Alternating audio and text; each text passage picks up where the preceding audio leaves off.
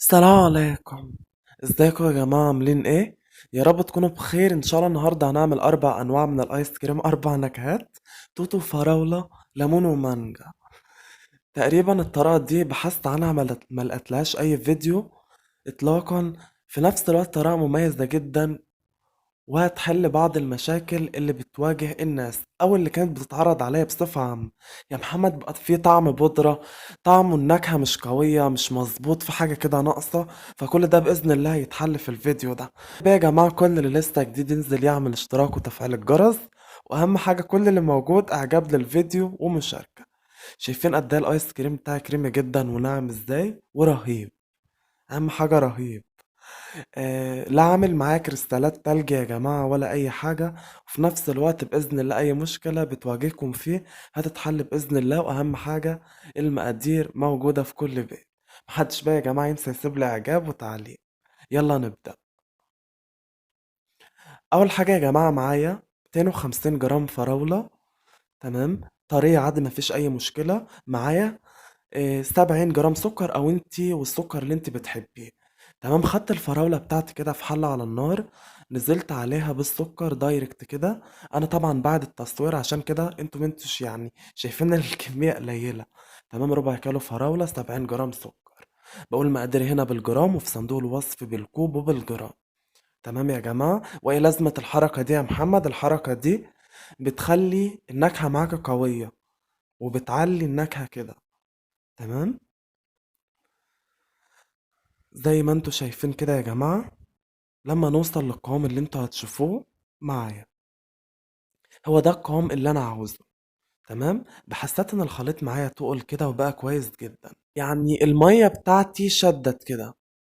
نشوفها برضو يا جماعة كمان بالنظر اكتر عشان تخلوا بالكم كده يا جماعة. شوفها كده فقاعات كده تقيلة شوية. 5 دقايق كده يا جماعة بالظبط. هنبدأ بقى يا جماعة في المانجا. نزلت برضو نفس المقدار، 250 جرام مانجا طرية مفيش أي مشكلة. هنزل عليهم بال70 جرام سكر بتوعي العادي، وبرضه هسيبهم على النار واقلبهم كده الاول كويس جدا زي ما انتوا شايفين، لحد ما الخليط احس اللي هو بيتقل معايا، وبعمل كده زي فقاعات كبيرة شوية كده. وصلت للقوام المظبوط اللي انا عاوزه. شوفوه كده يا جماعة برضه بالنظر عشان تشتغلوا كويس. ملحوظة يا جماعة: اول حاجة بالنسبة للسكر فانت دوقيه بعد كده، او مثلا حسب النوع الفاكهة اللي معاكي لو مسكر او اي حاجة. طبعا الطريقة دي تمشي في اي نسخة. تمام، تقدر تشتغل بأي نوع فاكهة انت حابة تعمليه، هيبقى نفس التطبيق برضو، والسكر ده بتاعك انتي. تمام، باخد بقى الخليط كده يا جماعة في الفود بروسيسور، في الأداة اللي هي يعني بتاعة الضرب أو كده. دي يا جماعة إزاز. لو انتوا مثلا هتشتغلوا في خلاط أو كلام من ده فاستنوا لما يبرد شوية. لو هتشتغلوا بالهاند بلندر فدايركت تشتغلوا على طول، مفيش أي مشكلة من المشاكل، لأن احنا طبعا بالفعل عارفين اللي أي حاجة طبعا سخنة ما ينفعش نحطها في حاجة بلاستيكية أو كده. ومعظم يعني الخلاطات اللي موجودة في البيوت بتكون بلاستيكية. بتضرب كده يا جماعة كويس لحد ما ينعم معايا. نشوف المرحلة الجاية هنشتغل ازاي. ركز بقى يا جماعة في المرحلة الجاية. معايا لتر لبن، اهم حاجة تكوني نازعة القشطة بتاعته اول وش زي ما بنقول. لازم لازم لازم ما تنسوش النقطة دي، عشان هيعمل طعم مش كويس في الايس كريم، فتخلوا بالكم. نزلت عليه ب10 جرام مثبت. طب ايه لازمة المثبت او كده؟ انا طبعا عشان انتوا زي ما انتوا شايفين العلب معايا كبيرة شوية، فده يعني هخليه ما يعملش كريستالات تلج يعني لما يطول في الفريزر او كده. تمام يا جماعة، اهم حاجه بقلبه بالمضرب كويس. بصوا بقى يا جماعه، قلبت لو هحط مثبت اللبن الساقع بالمثبت بتاعي. عايز اتكلم في مقياس كده مهم جدا. بكون معايا كريم شانتيه خام، لان انا عامله اقتصادي معاكم مش عامله مكلف او اي حاجه. مقياس الكريم الشانتيه طبعا المقدار خد معايا 250 مللي. مقياس الكريم الشانتيه عمره ما كان مثلا لما القوام يتقل معايا، لا ما اعرفش، كل ده غلط. تمام، كل ده غلط، وده يعني ملوش اي بناء او منهج خالص. الكريم الشانتيه يا جماعه بالفعل المقياس بتاعه اللي انت مثلا لو بتشتغلي في حاجة معاكي ربع كيلو كريم شانتيه، بتاخد معاك 500 ملي مادة سائلة، ممكن تزيد عادي انما ما تقلش، بتقل نسبة بسيطة في الشرقي. تمام، عشان بطبيعة الحلويات الشرقية لازم الكريمة بتاعتها تقيلة شوية بخلاف الكات او كده، فخلوكوا على المقياس ده. الكريم الشانتيه معاكي جاي تجربيه ولقيتيه ما بيرفعش معاكي وكلام من ده، ما تكمليش بيه خالص. انما بقى مش هزود يا محمد او كلام من ده، طعم بودرة يا جماعة هتلاقوه. فتخلوا بالكم من أي ملحوظة.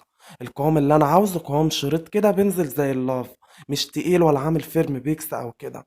تمام، باخد كده يا جماعة من المقدار، يعني أنا وزنه لكم. باخد من المقدار بتاعي 250 جرام كده، ربع كيلو يعني على المقدار الفراولة أو المانجا اللي احنا شغلناهم في الأول أو طبخناهم بالفعل. ببدأ أقلب كده كويس جدا. لو محتاجة معايا ألوان طعام فبحط لها. تمام، بالفعل كله خد مني الوان يعني. فانا زي ما قلت لكم اي ملحوظه تتكتب في صندوق الوصف يا جماعه تركزوا فيها كويس. انا كنت يا جماعه حطيت لهم لون احمر. تمام، ببدا كده احطهم في علب كده زي ما انتم شايفين، بنزل شريط تقيل، شريط مش ميه، وفي نفس الوقت مش شريط شادد. لان لو شدد معايا انت، لو بالفعل لو مثلا شغاله كريم شانتيه كتير وبتيجي تخزنيه في الفريزر، بتلاقي ان هو جبس معاك وبقى تقيل جدا. فيعني انا بعرفكم يعني الفكره ماشيه على نطاق ايه. تمام، وده برضو المانجا خدت من المقدار ربع كيلو. تمام، وخدت برضو المانجا بتاعتي وحطيت نقطتين طعام لون اصفر. انا بصراحه يعني انا ما بحبش الالوان يعني الجل المصرية، مش كلها يعني بتبقى نتيجتها يعني مش بتدير اللون الكويس. فأنا ساعات بستعمل ألوان جل كيك فلورا يا جماعة، بس ما كانش معايا الألوان الصفرا منه يعني أو بقيت الحاجة، فكنت بستخدم ألوان مصرية عادي. مفيش إلا التوت بس اللي كان معايا اللون المناسب ليه. طبعا يا جماعة برضو المقدار ده كان معايا، خدت ربع كيلو، نزلت عليهم يا جماعة بحوالي 40 جرام راس بيري. تمام، حبيت يعني اللي انا اخليه شكله زي البلو بيري، يعني حطيت له نقطتين لون موف كده او بنفسجي اهو زي ما انتوا شايفين. اتقلب كويس. قوام الخليط يا جماعة نركز بيبقى كريمي بس نازل خطوط، مش كريمي شادد. نركز في النقطة دي. اهو شوفوه بالنظر نازل ازاي خطوط كده، او مشابه للحمم البركانية كده. بحطهم في العلب كده يا جماعة ودايركت في الفريزر. كان في برضه فاض مني من المقدار برضه شوية، حطيت لهم عصير ليمونتين كده، وقمت حاطط لهم لون اخضر كده زي ما انتوا شايفين. ببدأ كده يا جماعة اللي انا بعد ما بسيبهم في التلاجة في الفريزر 10 ساعات بقدمهم كده معاكم زي ما انتوا شايفين. كريمي جدا ومظبوط معايا ومش مضايقني. مع العلم يعني المعلقة دي جودتها مش قد كده، فانتوا لو هتجيبوا معلقة فهاتوا الأصلية وخلاص. يعني بدل ما تجيبوا دي مثلا هتجيبوا واحدة في التانية في التالتة، فهاتولكوا واحدة أصلية. مش هتبقى غالية، هتبقى 125، هتغنيكم عن يعني اللي انتوا كل مرة تجيبوا واحدة.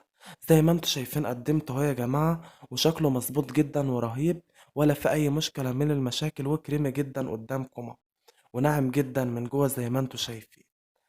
اهم حاجة يا جماعة الايس كريم بطبيعته مش حاجة ساقعة وفي نفس الوقت بتتقدم على شكل بولات وشكلها حلو. اهم حاجة الملاحظات اللي احنا اتكلمنا فيها كويس. الفيديو سهل بس كنا كل افكارنا في الفيديو قائمة على الملاحظات، يا ريت نلتزم بيها. وتقرأوا صندوق الوصف كويس جدا يا جماعة، محدش بقى ينسى يسيب لي اعجاب. والسلام عليكم.